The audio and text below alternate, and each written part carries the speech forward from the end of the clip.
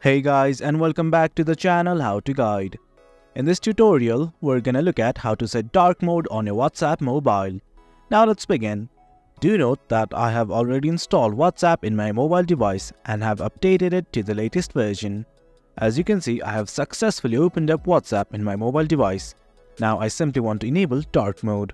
Right here at the very top, there are these three icons: a camera-like icon, a search icon, and these three dots. Simply click on the last option, that is the three dots, and something like this will open up. What we need to do is simply go to settings. Now there are lots of settings here related to accounts, privacy and such, but right now we only want to enable dark mode. Let's go to chats right here. Now something like this will open up. Right here in the display tab, you will find something like theme. There is wallpaper as well, but right now we simply want to focus on the theme right here. Now it's gonna give you some options. You can choose either system default or dark mode. Since we want to select the dark mode right here, I'm gonna select on dark and hit on OK.